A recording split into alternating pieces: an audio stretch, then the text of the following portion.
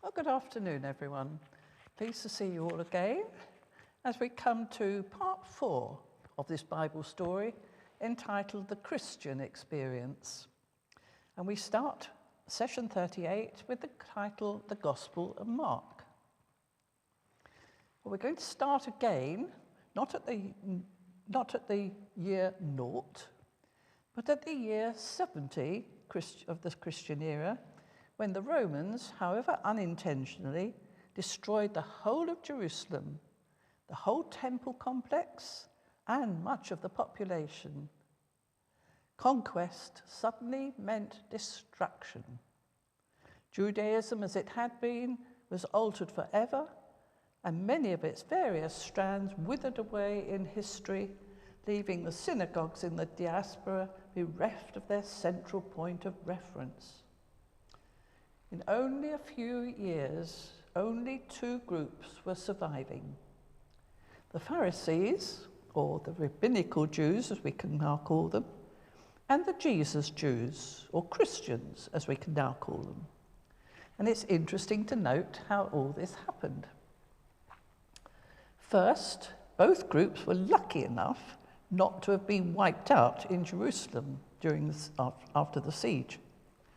Before the siege began, Rabbi Yohanan ben Zakkai had been smuggled out of the city and later became one of the 2 chief scholars who studied the Jewish scriptures at Jamnia for the next 20 years or so.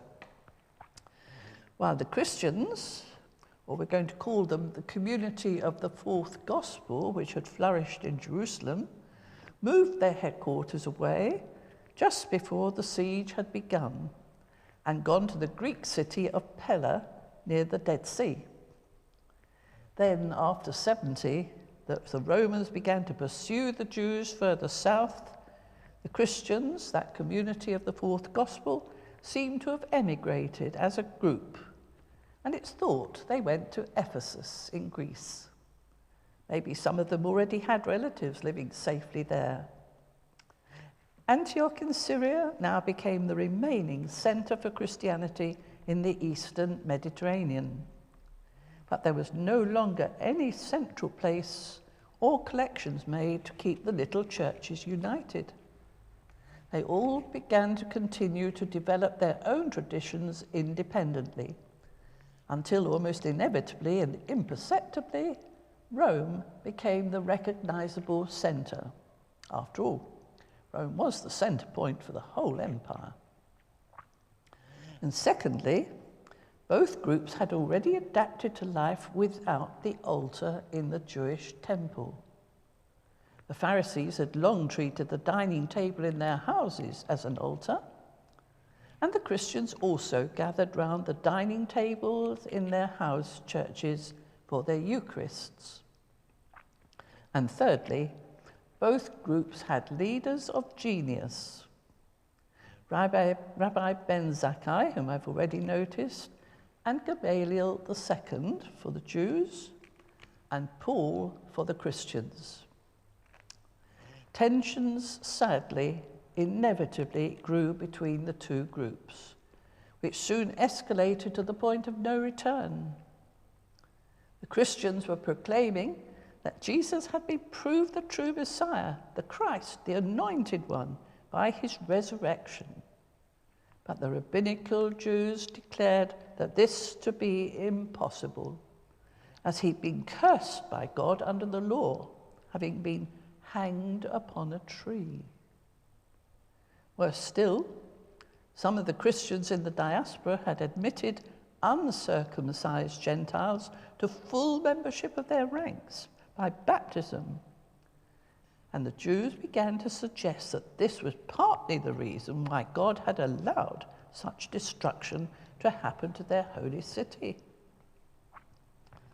Antagonism became even more bitter when each group claimed ownership of their scriptures. The rabbinic Jews were horrified when the Christian Jews began to reread the prophets' writings and suddenly saw new meanings in references which they claimed had now been fulfilled in the life, death, and resurrection of Jesus. with what we now have as the beginnings of our 9 lessons when we sing carols at Christmas. All this came to a head only a few years after 70, possibly as early as 78 or 79, when finally the Jews expelled all Christians from the synagogues forever. And this was catastrophic for both groups.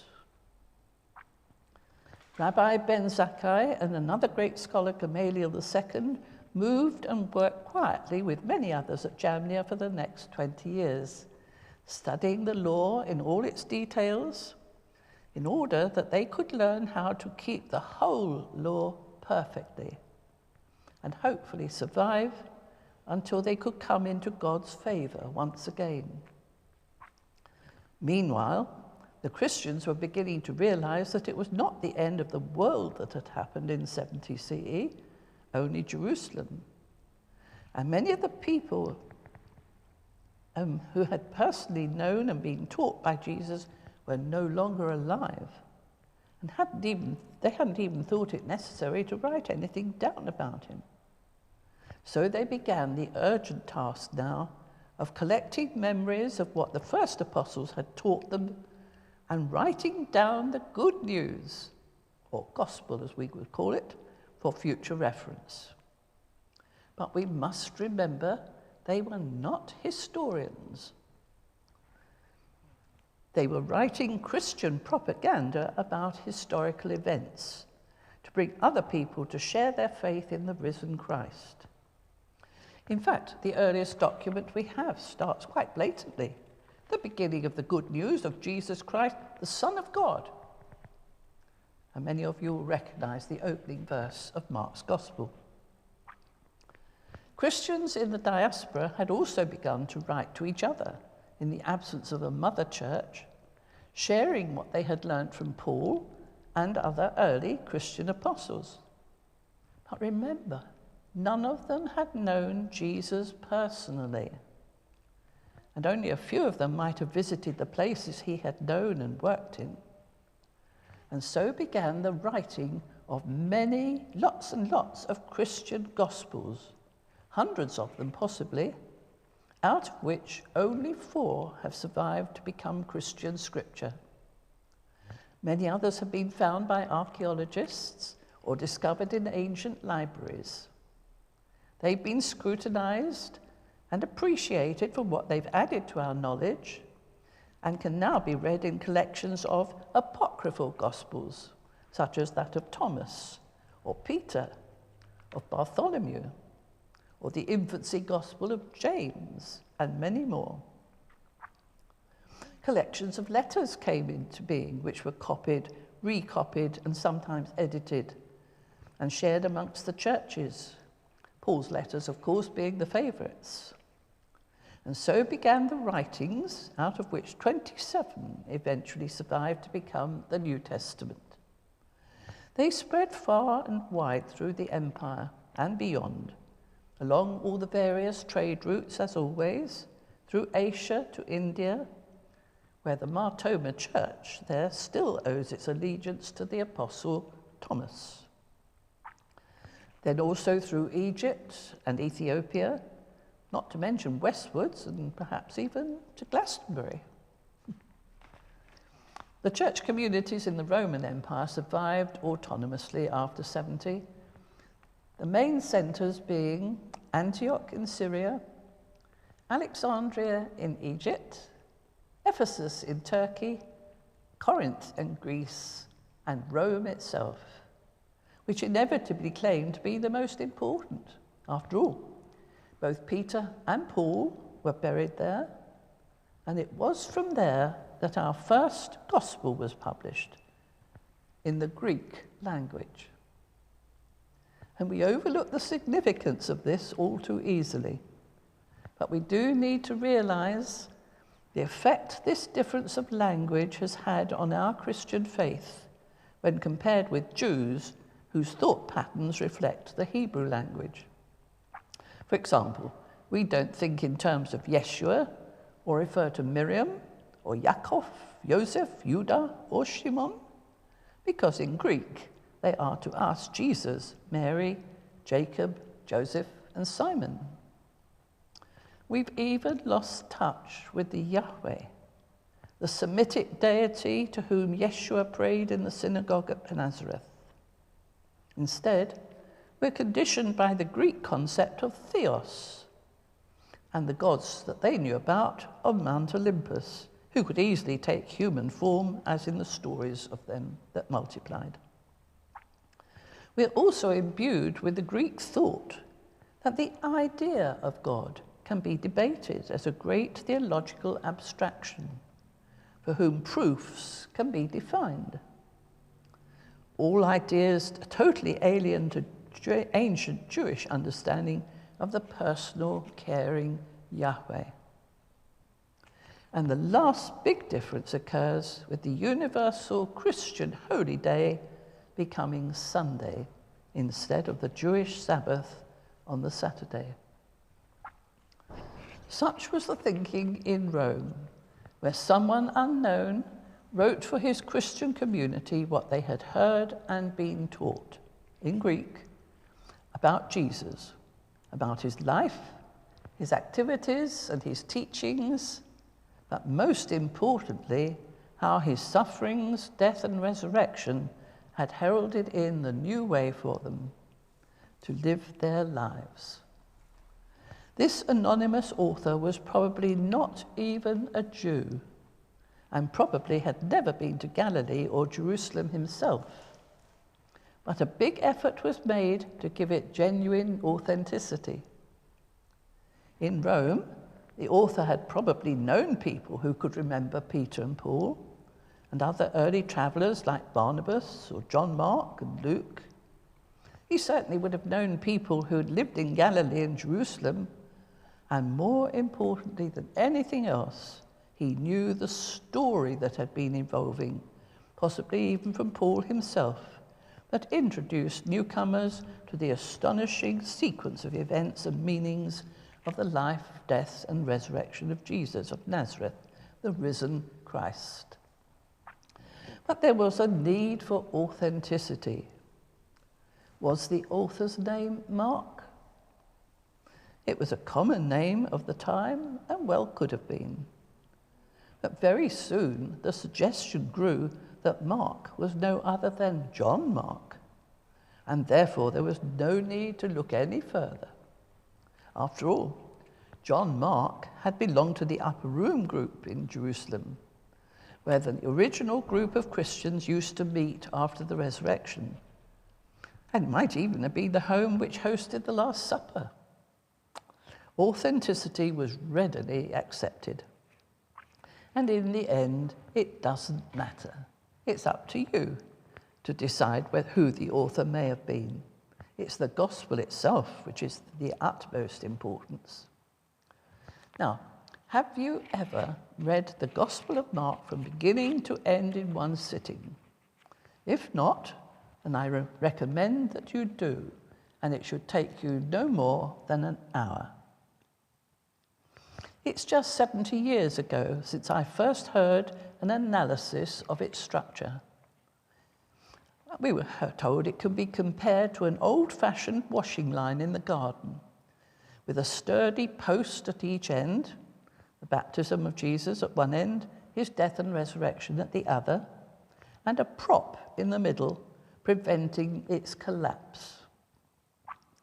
The prop being the confession of Peter and the transfiguration. The first half of the line consists mainly of Jesus' activities and stories as he travelled around in Galilee. But after the crisis point, the second part contains much of his teaching of the 12, quietly in a house in Capernaum, before they all set off for Jerusalem. It was a well-constructed document, apart from an untidy ending. It wasn't really a proper ending. We listened and were fascinated. And when told we had to have read the whole gospel before 10 o'clock the next morning, we all did.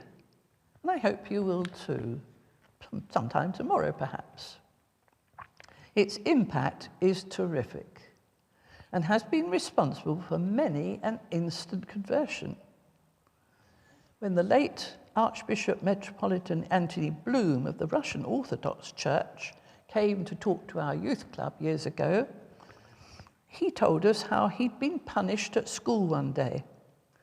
But instead of being told to write umpteen hundred lines in detention, he was told to copy out Mark's Gospel from start to finish before he went home. He told us it had such a profound effect on him as a teenager that it wasn't long afterwards that he determined to live his life as a monk. Now, the gospel itself is not history. It's the constructed story about Mark's Jesus and people's reaction to him. It begins breathless in its intensity, and the reader is bowled along at top speed. Everything next seems to happen immediately or straight away, and the reader is left reeling under the impact. Only 2 events are recorded and timed in the space of a week, and they occur at the crisis point at the prop in the middle, between Peter's assertion that Jesus is the Messiah and the encouraging vision from God seeing him transfigured in heavenly glory on the mountain. In the very first verse, Mark announces that Jesus is the Son of God. And for the Jews, this called to mind the royalist psalm number 2, "You are my son, today I have begotten you." While for Gentiles, it conjured up thoughts of Mount Olympus. The first 15 verses are an elaborate introductory story, spelling out the significance of Jesus in a way that no other method could do so well. It begins with the preaching and work of John the Baptist, recalling the prophets of old, and who at the time of writing was still a figure of some significance for many people. For Mark, the baptism of Jesus was the moment when the divine seal of approval was given him, with God's words to him, "You are my Son, the beloved, in whom I am well pleased." Well, as well as the royal overtones for the Jews, for Mark, they were part of the climax in chapter 15, when Pilate asked Jesus, "Are you the King of the Jews?" But the words "the beloved" conjured up memories of Abraham and his son Isaac, who was intended to be offered as a sacrifice to God at the beginning of his relationship with Israel. And thus the gospel story was rooted in the story of the Jews themselves. Only 2 verses allude to the temptations of Jesus as he pondered the implications of his call, but they are key to much of the story which follows when Jesus prevailed over evil spirits at work in people's lives, as he healed them from all sorts of ailments, physical, mental, emotional, and spiritual. And then in verse 15, all Jesus' preaching is summarized under 4 brief headings. The time is fulfilled. The kingdom of God is here. Repent. And then relax and believe the good news. That is, relax. Believe that God has done the work, fought and won the battle over evil in all its forms on behalf of all of us. And after this introduction, the big story begins, picking up the reader in the process with the summary command, "Follow me and become a disciple," even though, like Peter and the others, you'll still fail from time to time. Surprisingly, nearly all the second half of the gospel describes the sufferings and the death of Jesus in lengthy detail, while the all-important resurrection gets only one announcement in chapter 16, verse 6. He has been raised. He is not here. And its ending has puzzled scholars for many years. The earliest copy of the original document that survived, the Codex Sinaiticus, ends in mid-sentence in chapter 16, verse 8. For in Greek, it ends, they said nothing to anyone, they were afraid for, and we don't know. The English translators, of course, have tidied it up, putting the preposition first. They said nothing to anyone, for they were afraid. And they missed the impact of the Greek as the story had and still has moved on to the future, with the impact of the resurrection still being worked out now by each succeeding generation. Note the important verse, though, in that chapter 16. Go to Galilee, and there you will begin to know him, because it's all important to start where Jesus began.